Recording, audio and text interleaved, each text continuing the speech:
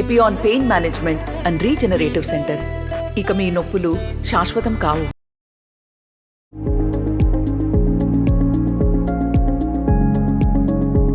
టాలీవుడ్ లో సీనియర్ హీరోల జాబితాలో ఉన్న కింగ్ నాగార్జున గత కొన్నేళ్ల నుంచి ఆశించిన స్థాయిలో సక్సెస్ లో అందుకోవడం లేదు. 2016లో ఊపిరి సినిమాతో బ్లాక్ బస్టర్ హిట్ అందుకున్న నాగ్ ఆ తర్వాత వరుసగా ఫ్లాప్లు సొంతం చేసుకున్నారు. మళ్లీ 2021లో వచ్చిన బంగారాజు సినిమాతో సక్సెస్ అందుకున్నారు. బంగారాజు తర్వాత the ghost movie different action స్టోరీతో చేశారు. ఈ మూవీ డిజాస్టర్ అయింది. మళ్లీ ఈ ఏడాది నా సామిరంగ మూవీతో హిట్ ని ఖాతాలో వేసుకున్నాడు. ఈ 8 ఏళ్లలో నాగార్జున ఖాతాలో 2 హిట్ సినిమాలు. ఈ కారణంగా సోలోగా నాగార్జున మార్కెట్ కూడా బాగా పడిపోయింది.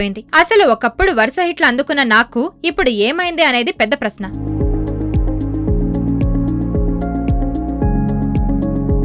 వరుస డిజాస్టర్స్ తో ఇప్పుడు నాగార్జున రూట్ మార్చారు. ఇతర హీరోల సినిమాలలో కీలక పాత్రలు నటించడానికి సిద్ధమయ్యారు. గతంలో కూడా నాకు కొన్ని గెస్ట్ రోల్స్ చేశాడు. కానీ ఈ మధ్య వరుసగా స్పెషల్ పాత్రలకు గ్రీన్ సిగ్నల్ ఇస్తున్నట్టు అనిపిస్తుంది. ఇప్పటికీ హిందీలో బ్రహ్మాస్త్ర మూవీలో కింగ్ నాగార్జున కీలక పాత్రలు నటించి మెప్పించారు.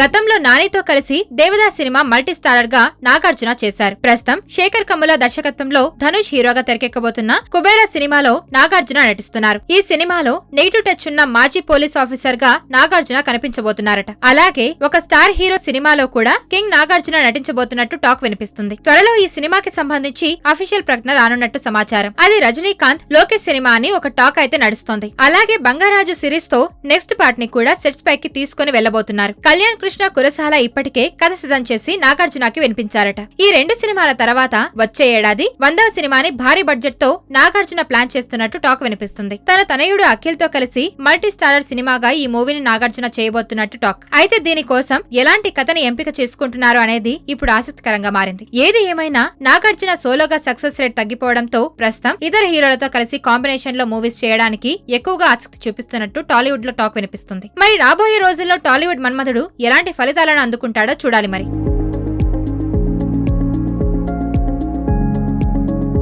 నమస్తే అండి. ఇది వ్యాపారం గురించి కాదు, ఓటు గురించి. ఎన్నికల్లో ఓటు వేయడం మన హక్కు మాత్రమే కాదు, కర్తవ్యం. ఎంతో మంది మహా నేతలు శ్రమించి ప్రాణత్యాగం చేసి ఈ అవకాశాన్ని మనకిప్పించారు. అందరూ ఓటు వేద్దాం. ఎందుకంటే ఓటు హక్కు ఊరికే రాదు. నా ఓటు ఎవరికో తెలుసా? అది సీక్రెట్ అండి.